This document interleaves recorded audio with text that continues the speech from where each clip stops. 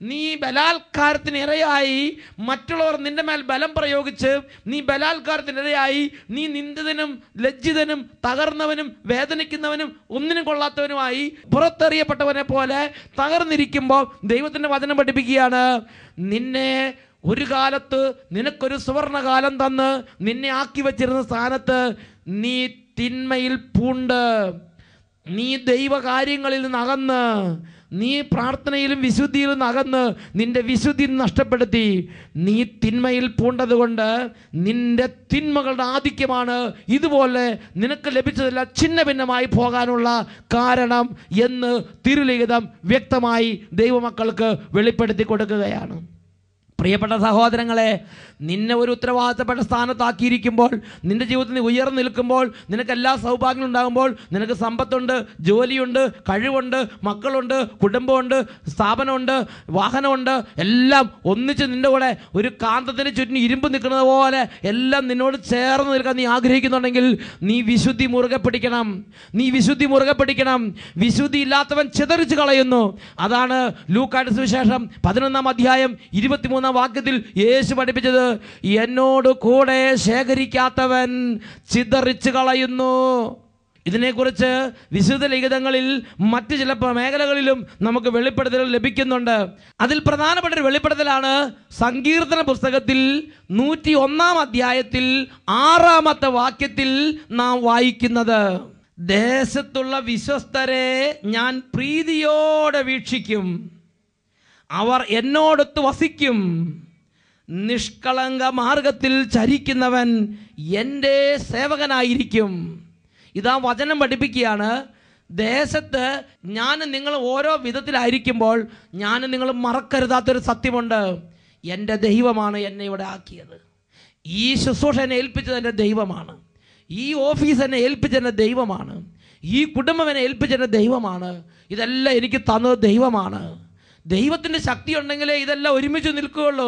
ഈ സമ്പത്ത് എന്നോട് കൂടെ നിൽക്കാൻ, ഈ ജോലി എൻ്റെ കൂടെ നിൽക്കാൻ, ഈ സൽപ്പേര് എൻ്റെ കൂടെ നിൽക്കാൻ, ഇതെല്ലാം എൻ്റെ കൂടെ നിൽക്കണമെങ്കിൽ ദൈവത്തിൻ്റെ കാരുണ്യം എൻ്റെ മേൽ വേണമെന്ന് ഞാൻ നിങ്ങളും അടിസ്ഥാനപരമായി മനസ്സിലാക്കണം. ദൈവം പറയുകയാണ്, എൻ്റെ വിശ്വസ്തരെ ഞാൻ പ്രീതിയോടെ വീക്ഷിക്കും, ഞാൻ അവൻ്റെ കൂടെ പോയി വസിക്കും, അവർ എൻ്റെ കൂടെ വസിക്കും, നിഷ്കളങ്ക മാർഗത്തിൽ ചരിക്കുന്നവൻ എന്നും എൻ്റെ കൂടെ സേവകനായി തന്നെ നിൽക്കും. 101-ാം സങ്കീർത്തനത്തിൽ 7-ാം വാക്യം പഠിപ്പിക്കുകയാണ്, വഞ്ചന ചെയ്യുന്ന ഒരുവനും എൻ്റെ ഭവനത്തിൽ തുടരാനാവുകയില്ല, നുണ പറയുന്ന ഒരുവനും എൻ്റെ സന്നിധിയിൽ തുടരാനാവുകയില്ല. നീ നുണ പറയുന്നവനാണോ? നീ കള്ളം പറയുന്നവനാണോ? നീ തട്ടിപ്പ് കാണിക്കുന്നവനാണോ? ദൈവം പറയാണ്, എല്ലാം ഛിന്ന ഭിന്നമായി പോകും, എല്ലാം ഛിന്ന ഭിന്നമാകും. അവന് ദൈവ സാന്നിധ്യം തുടരാൻ സാധിക്കുകയില്ല. ഒരു വ്യക്തിയുടെ വഴി ദൈവത്തിന് പ്രീതികരമായിരിക്കുമ്പോഴാണ് എല്ലാവരും അവനോട് ചേർന്ന് നിൽക്കുന്നത്. സുഭാഷിതങ്ങളുടെ പുസ്തകത്തിൽ 16-ാം അധ്യായത്തിൽ 7-ാം തിരുലിഖിതം വചനം പഠിപ്പിക്കുന്നു, ഒരുവൻ്റെ വഴി ദൈവത്തിന് പ്രീതികരമാകുമ്പോൾ അവൻ്റെ ശത്രുക്കൾ പോലും അവനോട് ഇണങ്ങിക്കഴിയുന്നു. അപ്പോൾ ഒരുവൻ്റെ വഴി ദൈവത്തിൻ്റെ വഴി വിട്ട് തന്നിഷ്ടമായി കള്ളത്തരമായി കഞ്ചാവും തന്നിഷ്ടവും തോന്നിയാസവും നുണയും വഞ്ചനയും എല്ലാ അശുദ്ധിയും കയറിക്കൂടിയാലോ, അശുദ്ധി വന്നാൽ ഛിന്ന ഭിന്നമാകും. വചനം പഠിപ്പിക്കുകയാണ്. Praise the Lord. ഒരുവൻ്റെ വഴികൾ ദൈവത്തിന് പ്രീതികരമാകുമ്പോൾ അവൻ്റെ ശത്രുക്കൾ പോലും അവനോട് ഇണങ്ങിക്കഴിയുന്നു. ഒരുവൻ്റെ വഴികൾ ദൈവത്തിന് പ്രീതികരം അല്ലാതാകുമ്പോഴോ അവൻ്റെ മക്കൾ പോലും അവനോട് ശത്രുതയെ കഴിയും. ഇതല്ലേ ലോകത്ത് ഞാൻ നിങ്ങൾ ചുറ്റും കാണുന്നൊരു യാഥാർത്ഥ്യം. അശുദ്ധി ഭിന്നത വിതയ്ക്കും. അശുദ്ധിയിലേക്ക് പോകുന്നവൻ ചിതറിച്ച് കളയുകയാണ്. അവനുള്ളതെല്ലാം ചിതറിച്ച് കളയുകയാണ്. കൊരങ്ങൻ്റെ കയ്യിൽ പൂക്കൊല കിട്ടിയാൽ പോലെയാണ്, പാറപ്പുറത്തടിച്ച പൂക്കൊല പോലെയാണ്, എല്ലാം ഛിന്ന ഭിന്നമായി പോകും. ഇതിനെക്കുറിച്ച് ബൈബിളിൽ രാജാക്കന്മാരുടെ 1-ാം പുസ്തകത്തിൽ 11-ാം അധ്യായത്തിൽ രംഗം കാണാം. സോളമൻ ദൈവത്തോട് ഒത്തിരി വിശ്വസ്തത നിന്നു. അക്കാലത്ത് എല്ലാവരും സോളമൻ്റെ പിടിയിൽ ഒതുങ്ങി നിന്നിരുന്നു. എന്നാൽ ദൈവത്തിൻ്റെ വചനത്തിൽ നിന്ന് വ്യതിചലിച്ച് സോളമൻ ദൈവത്തിൻ്റെ എഴുതപ്പെട്ട വചനം ലംഘിച്ച് പല അന്യ മതസ്ഥരുമായി വിവാഹബന്ധത്തിൽ ഏർപ്പെട്ടു.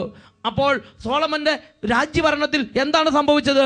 രാജാക്കന്മാർ 1-ാം പുസ്തകം 11-ാം അധ്യായം 14-ാം വാക്യത്തിൽ പഠിപ്പിക്കുകയാണ്, കർത്താവ് ഏദോമിനായ ഹദാദിനെ സോളമനെതിരായി തിരിച്ചുവിട്ടു. 1 രാജാക്കന്മാർ 11:14 നമ്മളിത് വായിക്കുകയാണ്.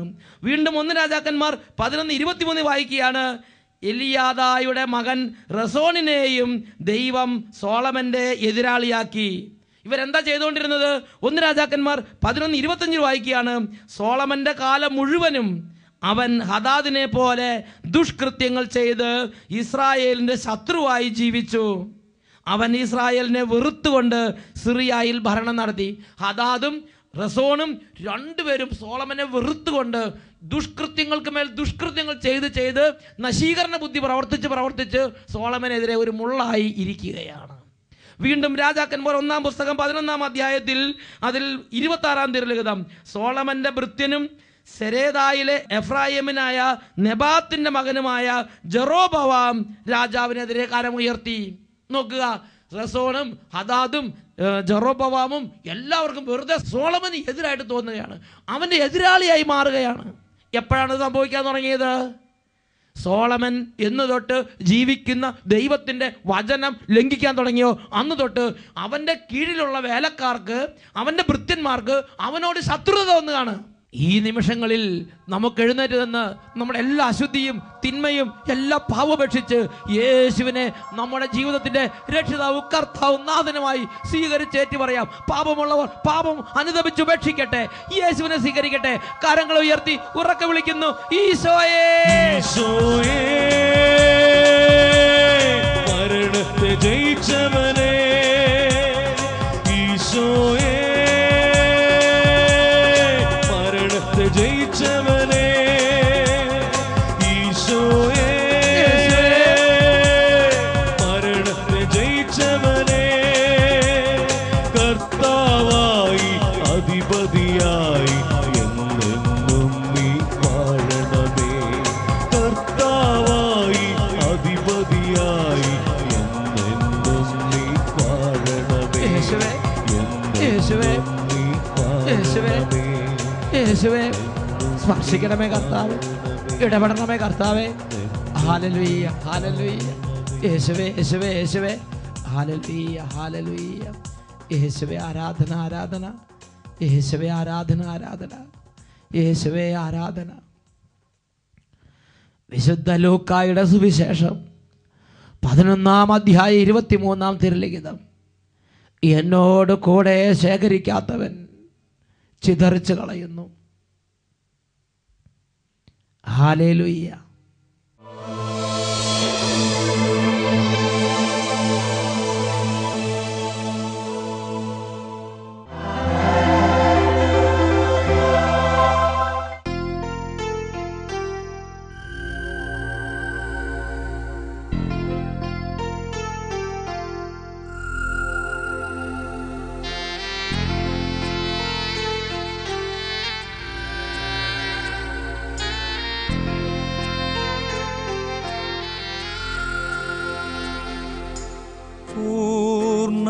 മനസ്സോടും പൂർണ്ണ ഹൃദയമോടും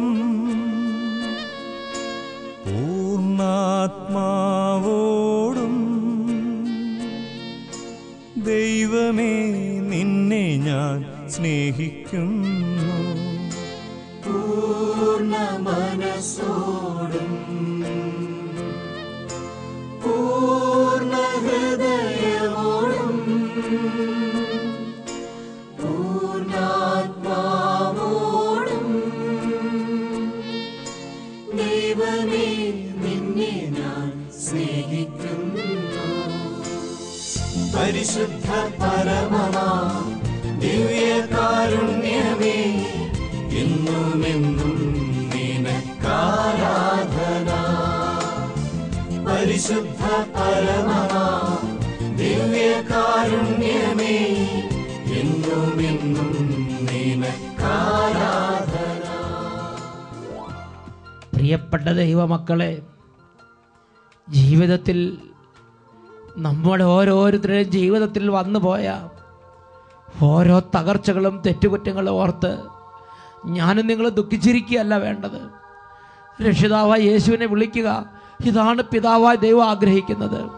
രണ്ട് കരങ്ങളും യേശുവിൻ്റെ സന്നിധിയിലേക്ക് ഉയർത്തി, മകനെ മകളെ നീ ഹൃദയം തുറന്ന് യേശുവിനെ ഒന്ന് വിളിക്കുമോ? ഉറക്കെ വിളിക്കുന്നു, യേശുവേ യേശുവേ യേശു യേശുവേ നീ മാത്രമൻ സഹായം യേശുവേ യേശുവേ നീ മാത്രമൻ സഹായം നീ മാത്രമൻ സഹായം നീ മാത്രമൻ സഹായം നീ മാത്രമൻ സഹായം.